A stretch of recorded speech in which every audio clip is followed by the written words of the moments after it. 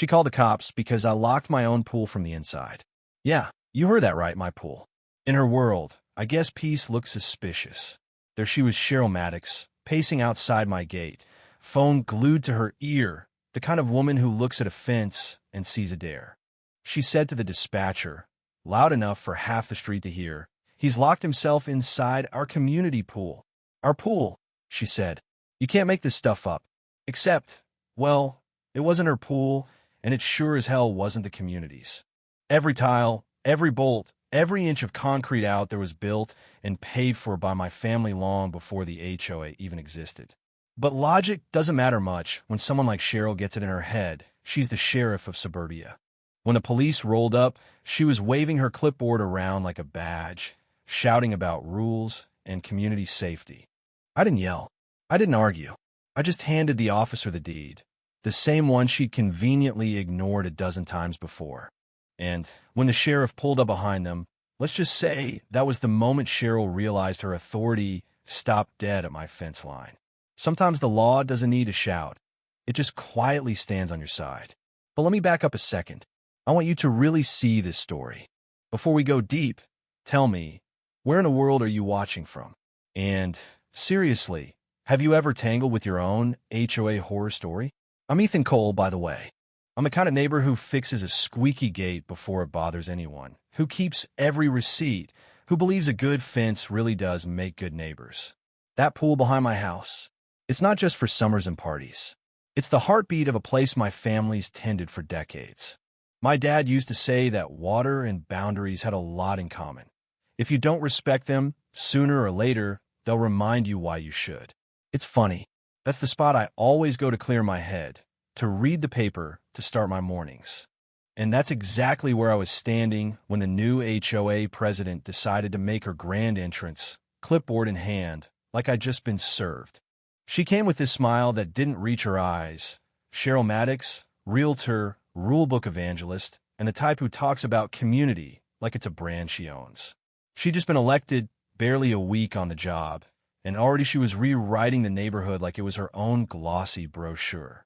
"Mr. Cole," she said, all pinched and polite, "a number of residents believe the pool should be available for community events. It's visible from the sidewalk, so it suggests it's part of our shared aesthetic." I told her, calm as anything, it's on my deed. Maintained, insured, and paid for by me. It's not an amenity. It's my responsibility. She took the photocopy I offered, lips curling just enough to say she wasn't impressed. "We'll see about that." I didn't slam the door, didn't even raise my voice.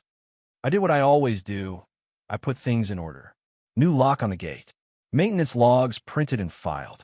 Big, plain sign, private pool. Clarity saves everybody time. That's how I see it. That lock, it wasn't a dare. It was respect for property lines, for liability, for the quiet we all say we want until someone like Cheryl decides that rules matter more than rights. But see, people like her don't look at locks as boundaries. They see them as challenges. The emails started soft, like requests, then got stiffer, stamped with the board seal. Community cohesion, uniform standards, those phrases that sound harmless until you realize they're aimed straight at you.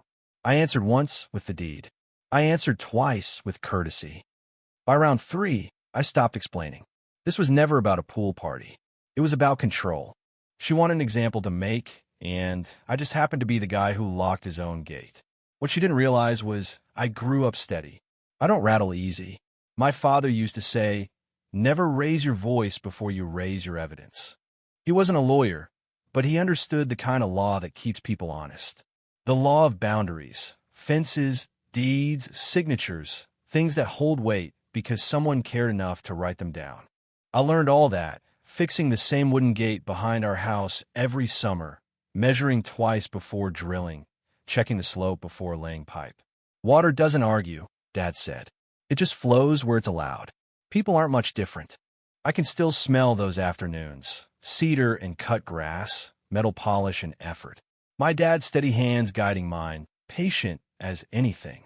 A thing worth keeping, he'd say, is a thing worth maintaining. I didn't get it then, not really. Now, every time I lock that gate, it's not about keeping people out. It's about preserving what he built. Property isn't about ownership. It's about stewardship. Respect it, and it gives you peace. Ignore it, and sooner or later, it'll bite. So yeah, Cheryl blew into my life the way a cold front does, pleasant at first, then sharp enough to chill the air. Realtor by trade, and it showed. She inspected, didn't stroll, clipboard always in hand, phone pressed to her ear, posture like she was perpetually selling someone on something. At first, she seemed harmless. Waved when I mowed, complimented my hedges, even said the pool looked inviting from the road. But then came the newsletter. Full color, glossy, with a section called Our Shared Spaces. And right there, big as life, a photo of my pool, captioned community feature maintained by local residents. I read that line 3 times, waiting for the punchline. Next morning, there she was, snapping more pictures. "Morning, Cheryl," I called. "Nice article, but that pool isn't a community feature." She smiled tight. "Just a misunderstanding, Ethan. It's visible from the street. It feels like part of the neighborhood. We like to highlight what makes Madison Creek look unified. Visibility doesn't mean ownership," I told her. "That's private property. Documented." Insured. Her pen tapped her clipboard. "Of course. Professional courtesy. I'll see it's corrected next issue." But the correction never came. Whispers did. Chatter about non-compliant fencing, unregistered structure, safety hazard. Nothing official, just poison floating on the breeze. Neighbors started avoiding eye contact. Someone left an anonymous note about cooperative spirit in my mailbox. Cheryl's power wasn't loud. It was surgical. She didn't confront, she advised. Didn't accuse, just corrected. Every word wrapped in manners, laced with poison. One afternoon she stopped by, clipboard tucked like a weapon. "If everyone followed one standard," she said syrup smooth, "we'd have harmony." I met her eyes. Uniformity isn't harmony. It's silence. She smiled, thin, and wrote something down. I didn't know it then, but that was the first line in the invisible case she was building against me. Then came a twist. One night past midnight, I heard splashing. Thought it was a raccoon, maybe a stray. Nope. 3 teenagers climbing out of my pool, dripping and laughing like they just robbed a bank. They froze when they saw me. One muttered, "Just using the community pool." I pointed at the private property sign and told them to leave. They did, sort of sheepish, but the damage was done. Next morning, I drained the pool, cleaned the filters, bought a coated padlock for the gate. Not out of anger, out of responsibility. Liability doesn't care about good intentions. Dad's voice echoed in my head. Boundaries don't just protect you from people. They protect people from themselves. 2 days later, the lock was on. Brass, weather-sealed, impossible to miss. Peace, finally, or so I thought. 48 hours later, an email. Subject, urgent HOA notice, unauthorized modification. Cheryl, of course. The addition of a locking mechanism on shared access property violates Madison Creek Bylaw 6.33, immediate removal required, daily fines to follow. I stared at the screen. Shared access? The words didn't even apply, but that never stopped her. I replied, calm, deed attached, county survey included. Private property, confirmed by county. The lock remains for safety. She shot back.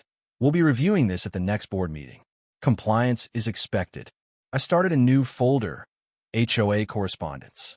Every message, timestamp, an attachment neatly printed and filed. If Cheryl wanted paperwork games, she'd picked the wrong neighbor. Over the week, her car started showing up across the street more often. I'd catch her snapping photos of the gate. I didn't confront her, didn't wave, just let the silence do the talking. Some people mistake calm for weakness. Calm is armor. That lock. Not rebellion. Order. First fine arrived Monday morning, $100 per day. By Friday, I had 5. She found her rhythm. I stopped counting and started documenting. Binder thickening with every notice. For every letter she sent, she handed me ammo. Rumors spread faster than the fines. People started avoiding my place like it was radioactive. Except Tom, my next-door neighbor. He hated drama, hated conflict even more. One evening, he leaned on the fence. "Just give her the code, man. Not worth it." I said, "It's not about the code, Tom. It's about control." He shook his head. "You sound like your dad." "That's the point." The HOA started mailing out transparency notices. Every board meeting summary, every agenda, my name right there, pending action regarding shared amenities, resident resistance to HOA authority. It felt like being tried in public without stepping into a courtroom. But instead of anger, I found focus. I read every bylaw. Turns out most fines didn't even reference real rules. Some pointed to sections that didn't exist. She built her case on intimidation, not legality. I cataloged everything digitally, scanned, backed up, even labeled a flash drive insurance. Printer humming every night, quiet, steady, proof stacking up.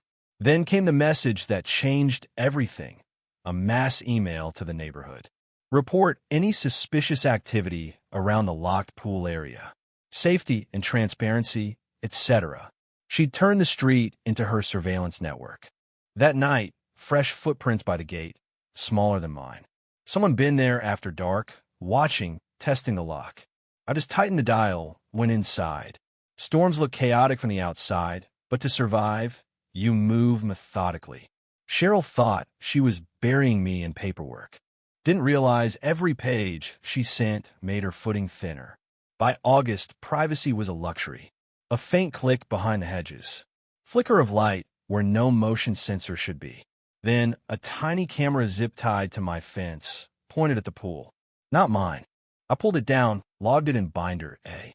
2 days later, I heard the buzz, drone overhead, hovering, glinting, then drifting back toward Cheryl's house.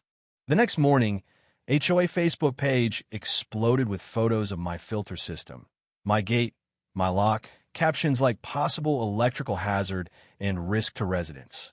She never mentioned the trespassing or cameras, just safety, that magic word that excuses almost anything. People commented, some defending me, most not. If he's not hiding anything, why won't he let the board inspect? Truth travels slower than rumor. I stopped walking the block, used the silence, started reading legal forums. Turns out, every state has its tyrants with clipboards. That's when I found it. The single sentence that changed everything. An HOA's authority ends at the edge of private property. A deed is a boundary, not a suggestion. Visibility does not equal jurisdiction. That hit harder than any insult Cheryl had lobbed my way. Quiet, absolute, legal power. So I got to work. Documented every interference. Timeline, photos, posts, cataloged with the precision of an engineer. At night, I'd sit by the window, watching the glow outside. The drone, Cheryl pacing. But I didn't react. People like Cheryl thrive on drama. What they don't understand is rest.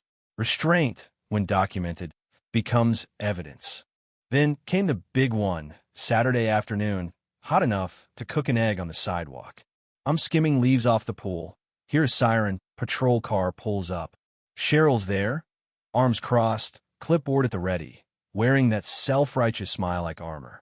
The officer says, "We got a call about unauthorized pool use on HOA property." I nearly laugh. "You're standing on my driveway," I say. "So unless I've trespassed onto my own land."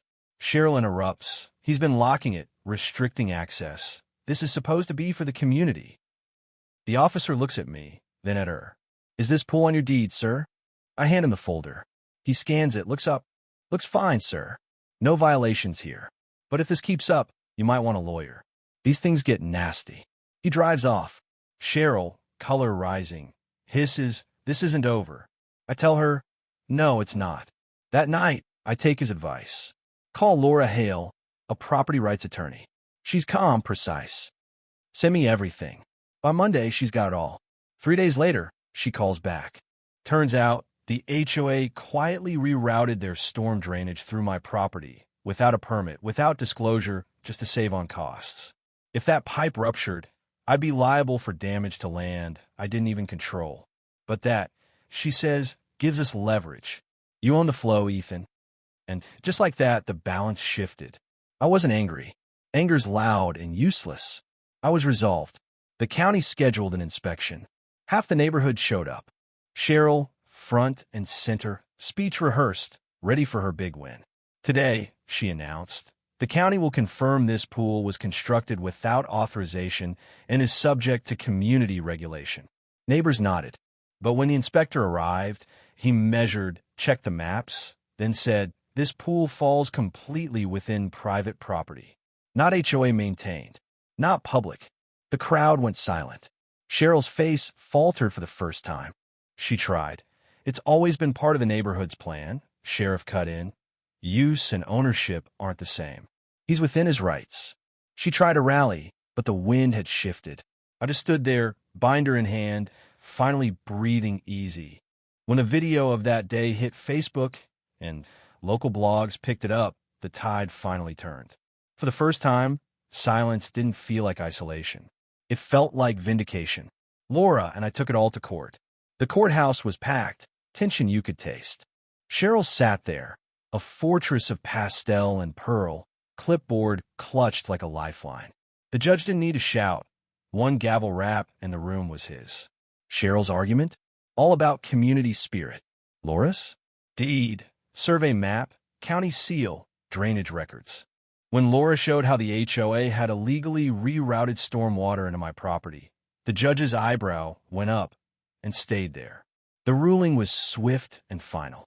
Fines voided, restitution ordered, HOA forbidden from further enforcement, Cheryl's power gone. Her hand trembled, then her voice, until her clipboard dropped and the pearls around her neck snapped, scattering across the tile. She tried to gather them, fingers shaking.